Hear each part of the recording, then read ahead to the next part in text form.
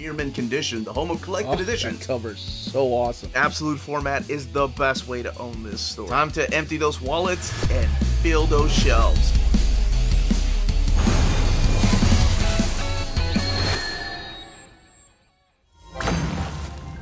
How's it going, all you minties? Uncanny Omar here from Near Mint Condition, the home of collected editions.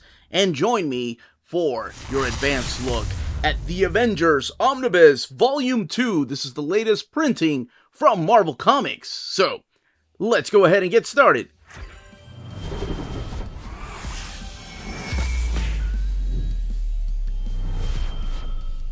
And welcome back, everybody. So, what we're looking at today is the latest printing of the Avengers Omnibus Volume 2. This is the one that's going to be available everywhere on July 25th or 26th, depending on where you get your books.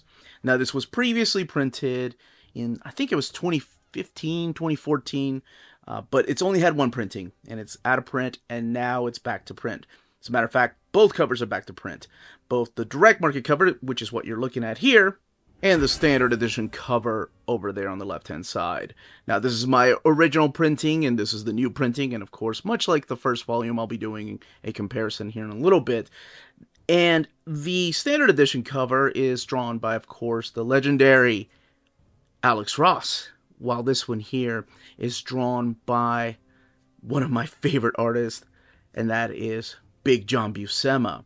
So let's take a look at the difference in the spines.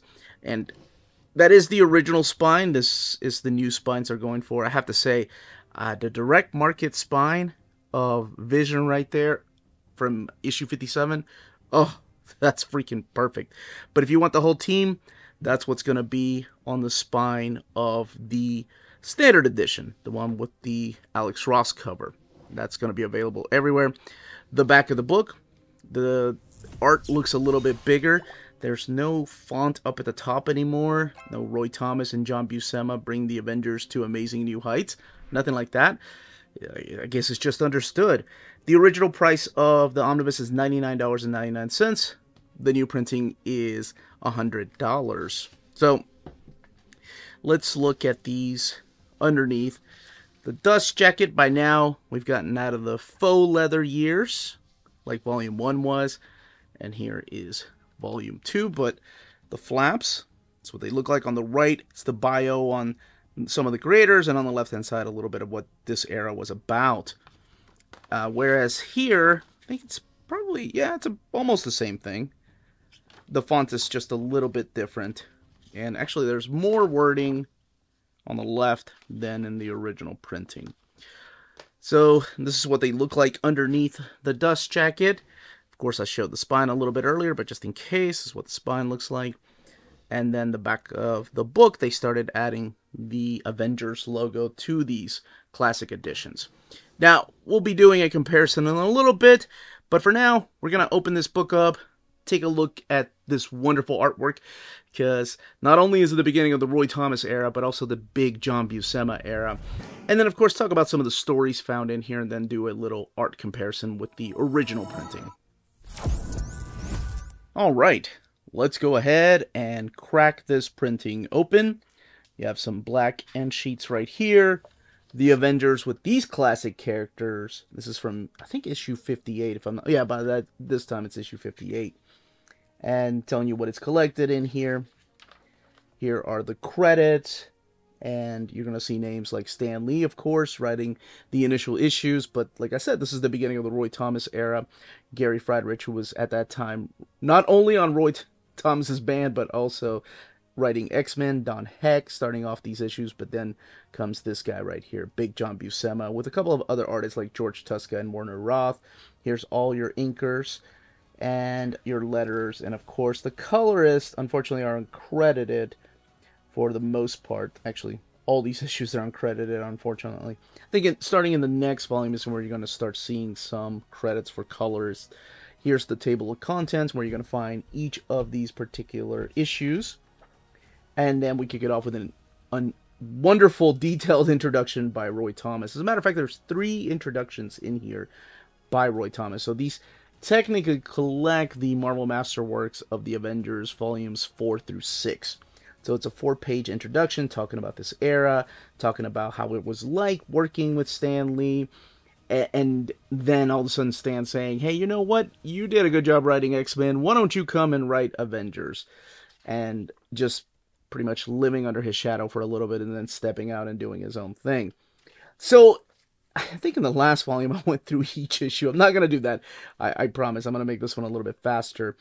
So by now we have a new team. We have the team of Hawkeye, Scarlet Witch, and Quicksilver come back to the team, even though they were on a little sabbatical. Captain America still leading them, and you have Goliath with his new name, and the Wasp.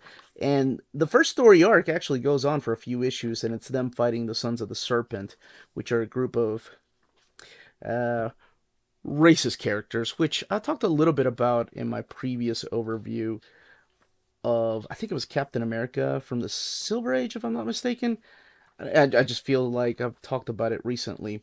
Issue 34 being the last issue written by Stan Lee, and by now he has his editor at the time that he hired come in and start writing with issue number 35.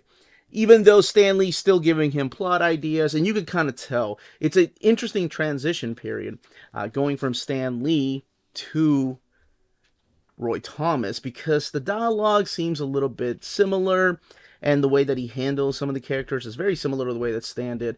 So it makes me wonder exactly how much Stan influenced him. Not standing over his shoulder, of course, but just maybe tweaking some things. You have Black Widow now joining the cast for a little bit. Scarlet Witch. What I love about this era, though, is this whole a friendship that is starting to develop between Hawkeye and Captain America. Much more so in the second arc of this book. But that is pretty much the first third of the book, is all the way to issue number 40. So this collects issues 31 through 58 of the Avengers. This is important to talk about. As well as annuals 1 and 2, because by now Martin, the publisher, was like, hey, we need to keep pumping these books out. There needs to be more stories. We can sell these for twice as much. So they had to start doing annuals. And that kind of opened up the way for Big John Buscema to start drawing the Avengers. But yes, we have the addition of Hercules to the team. The Olympian god ends up joining the Avengers from the pages of Journey into Mystery from Thor. He ends up coming on board. And the Avengers has always been this team that, for some reason, always has a revolving door on its team members. And I think it's just something that we've grown accustomed to over time. But it kind of started with Stan Lee. So in the second introduction, the Submariner returns here. Actually, Roy Thomas goes on a little bit about that. Talking about how Stan Lee was pretty much telling him, yeah, you can't use the big guys. You can only use them for like an issue or two, and then they need to go back to their own mag. So that's really interesting that he told him that he could not use Thor. He couldn't use Iron Man. He can only use characters like Hawkeye and for a while Captain America, until he couldn't use Captain America too. So it's like Roy Thomas was kind of put into a corner, like, what exactly am I going to do? Start borrowing heroes from other comics? So eventually he started coming up with his own characters, which we'll find out here in a little bit. But for now, he was able to play with the characters of Goliath and Wasp, Black Widow, and Hawkeye, and then Hercules, and of course Captain America from time to time. In here, you're going to see characters, like, they're going to be appearing for the first time, and you're going to see some returning characters. You're going to see the Super Adaptoid character, which in the introduction, it's funny to hear Roy Thomas talk about how he's always wanted to use that particular character. You're going to see the return of the Brotherhood of Evil Mutants. Here's the Red Guardian. And yes, then you get the beginning of the John Buscema era. So what happened was, as I was saying, the publisher was like, hey, we need to start making some more money. We can sell one of these king-size books, or what became annuals, once a year to add extra stories. So what Stan Lee decided to do was put Don Heck in charge of drawing the annual, but it took him off of a couple of months from drawing the Avengers issues. So this is the return of the Black Knight and a couple of characters like the Enchantress. But what happened was they needed an ongoing artist for the pages of the Avengers. So that kind of put Don Heck behind. And I love the way this is Matt, by the way. That is a perfect place for the annual, and then you go back to issue number 45. By the time, there's a Super Adaptoid that I was talking about. By the time you get to issue 46, this is where Big John Buscema comes on board as a temporary artist. So he was only on board for just a couple of episodes, or episodes of issues. There's the return of the Brotherhood of Evil Mutants because Magneto wants Scarlet Witch and her brother back on his side, Quicksilver. The return of the Black Knight. But this is more of the Black Knight from the 50s, and tweaking him up a little bit is what Roy Thomas did. Roy Thomas had like this fascination with the 50s Marvel characters, and I used to have that particular issue. Now, Big John was all about wanting to ink his own stuff. I love reading the behind the scenes. It's so educational. So Big John wanted to ink his own stuff. So for issue 49 and 50, he decided that he was going to be his own inker. But what happened was he found out that he was getting paid more to be a penciler. He can do twice as many pages for penciling issues than penciling and inking. So by issue 51, he was like, you know what? I'm just not going to ink it. So they brought George Tuska back as his inker. So in here is where you really see Roy Thomas. Now we've gotten into the third arc here. And he does bring back characters for like a one-issue thing from time to time. In here's where you're going to see a lot of these stories flesh out. You're going to see Roy Thomas really step up and no longer following the, I don't want to use it as a template, but the Stan Lee way of writing stories. You can still see Stan Lee in here, though. For example, like this issue where Black Panther is going to be introduced in the pages of the Avengers. So we've seen him in the Fantastic Four, but we saw him with a full mask. In here, Stan Lee told the inker, because Roy Thomas swears that the original pages drawn by Big John had him with his whole mask on. However, George Tuska, or I'm sorry, Vince Colletta doing the inks in this, was told to remove the mask by Stan Lee because Stan Lee thought, hey, look, we're going to have an African-American superhero. It's going to be the first time an African-American superhero joins a team. So let's make a big deal out of it and show his face. So that's where the whole faceless, or I'm sorry, not faceless, but the mask got redrawn. At least that's the way that Roy Thomas remembers it. But yes, that is right. Black Panther ends up joining the team. And in the middle of that is the crossover with the X-Men. So it kicks off in X-Men issue number 45, and then it jumps right into issue 53 of the Avengers. These are issues I used to have. I think I was in middle school when I got these. Not as they came out. Not that old. I'm 45. It's just that I was an X-Men head, and I had to have everything X-Men related. So that's the first time, really, that the Avengers fought the X-Men, and it's kind of a big hoorah these days. They fight every few years. But immediately after that, we kick off a story with the new Masters of Evil. These are the characters of Claw here, and you have Whirlwind, you have the Radioactive Man, Black Knight, and the Melter. And they're all being led by the Crimson Cow. Now, there's a twist and turn with who the Crimson Cow is, and you can find out exactly what that is. But what that issue does, too, is introduce this character named Ultron. And I'm sure if I say that name, most of the people that even haven't read comics probably know the name because of the MCU.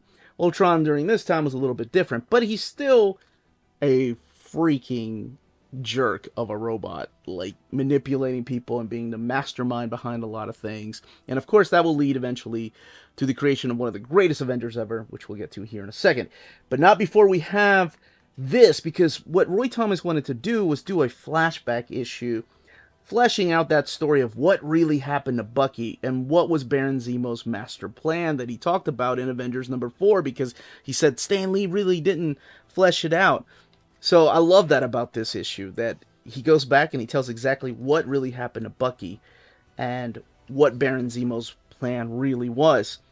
We get, I think this is the second annual right here. And the Scarlet Centurion shows up. Now, during this time, Scarlet Centurion and Immortus and Kang, not the same character, not yet. That will happen a little bit later.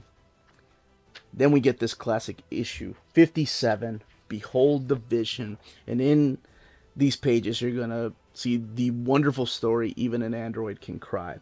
So by now, Roy Thomas is doing his own thing. Stan Lee wanted Roy Thomas to introduce a new character to the Avengers, so Roy Thomas said, okay, I really like that Vision from the Golden Age, the guy with the green bald head, that guy. And Stan's like, no, I want you to make a new character, but he has to be an android. And I love the introduction because Roy Thomas is like, you know, I never really asked why, but who is going to ask Stan Lee why? He's the man, so I just did it.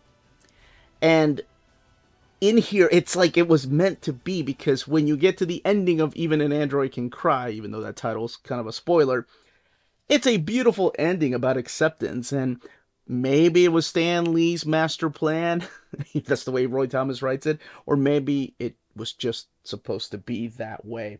Regardless, it worked out for the best, and we ended up getting one of the greatest characters ever, based on the Vision, kind of looking like him, with a few tweaks by, of course, Big John Buscema. So, all the way in the back, we see the Nod brand Ek, and then we have the extras. And of course, the extras are original page. Oh my gosh. Some of these are just so awesome. Now, when Vince Colletta inked John Buscema, I feel like that was really meant to be. And because when George Tuska would ink John, it was almost George using his more cartoony style than this right here, which makes it more realistic in a way. There was actually a couple of tweaks by Roy Thomas on the Black Panther outfit, which you can read about when you read the introductions. I strongly suggest reading the introductions after you read the stories, though, because they'll mean more to you after you've read the story. So it's like the behind the scenes. And the second introduction here to, I guess, Marvel Masterworks number 5 is a beautiful tribute to his friend John, who had just passed away in 2002. And I think the introduction was written in 2005. Some pencil layouts there. Again, original covers.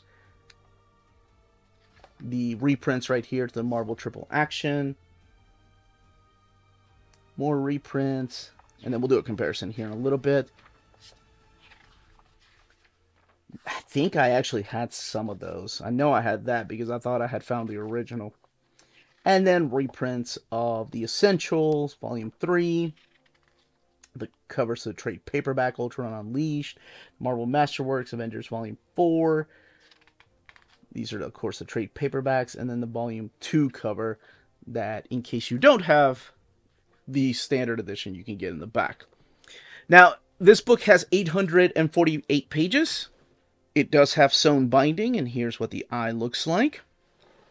This one is printed at the iMac printer. So there is a little bit of, let's see. I'm trying to find some of the bleed through, like some of the art bleeding through from the opposite page, if it's light colors or if it's white, like that. There we go, like this yellow. You could see some of the maybe framing, or maybe it's yellow jack. I can't tell. Whatever it is, you can see a little bit right there, and then of course a little bit in the white. But did want to do a quick comparison. So over here on the left hand side, you have the original printing. This is the one by the Donnelly printer, and the paper stock honestly feels about the same. Actually, this feels a little bit slicker than this one here. Colors are a little more vibrant over here than they are over here. And not that this printing is bad. So just comparing again, mainly the big difference being the colors. Over here, they're just a little bit more vibrant than over here. And as far as the masters they're using, though, it looks like they're using the same masters as this the previous edition from 2015, at least just on first sight here. Let's see. You can usually tell when there's a bunch of crosshatches. Let's no, honestly, yeah, it looks very similar. Maybe a little more cleared up over here, but for the most part, it's the colors that are the big difference. As far as the bleed through, a little bit more over here than over here. Not that there isn't any over here, because there is just a little bit, but not as much as over here. Now, I know with the first volume, there were some extras in the back, but let's actually look at those. So here are the extras and the way they start.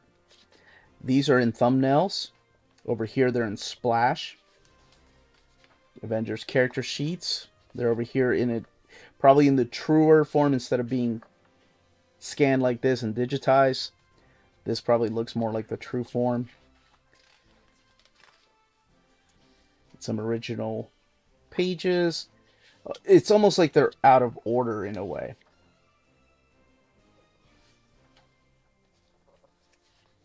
And there you go. Actually, it feels like, yeah, there's more extras over here. There's more original artwork. There's things like this over here than there is in the original printing. So they did add some pages. The Marvel Triple Action looks like they're just thumbnail size in the original printing. And some of these are in splash pages in the new printing. And trade paperback, yeah. So it looks like some of these are blown up.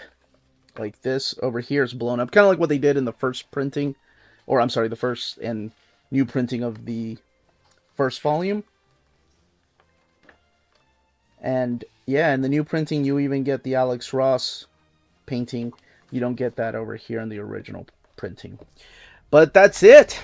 That, as they say, is that. If you're interested in purchasing this omnibus, don't forget to check out our sponsors. If you're in Europe and you're interested in buying these books, definitely check out Walt's Comic Shop in Berlin, Germany. They have the cheapest pre-order prices, flat shipping rate of €12 for all EU countries, emails answered within 24 hours, waltscomicshop.com, and you can use the code nearmintcondition at checkout and get free shipping for all EU countries with your first order over €40. That's Walt's Comic Shop, your reliable source for omnis and premium collected editions in Europe. Ding! CheapGraphicNovels.com, your online home for graphic novels and collected editions up to 50% off cover price. They have excellent shipping and prompt and helpful service. Check out their bargain deals for up to 90% off cover price. And don't forget that CGN also takes pre-orders. That way you don't miss out on the hottest releases. And they are currently running a special promotion for you Minties. If you're a first-time customer, after receiving your order confirmation email, reply back to that email and let them know Near Mint Condition sent you their way. They will then apply a free shipping promotional credit to your next order in the US. Cheap Graphic Novels, your source for the hottest books with the kind of deep discount, quality shipping, and customer service that will keep you coming back for more. And that was the content, the page count, and build of this book. Let me know in the comments down below if you have the original printing, or if you missed out on the original printing, and now is your chance to pick it up. What you think about the stories in this particular era if you've read them. And if you have any questions, leave those questions down below. Don't forget to smash the like button on the way out. Everyone, stay healthy and safe out there. Much love.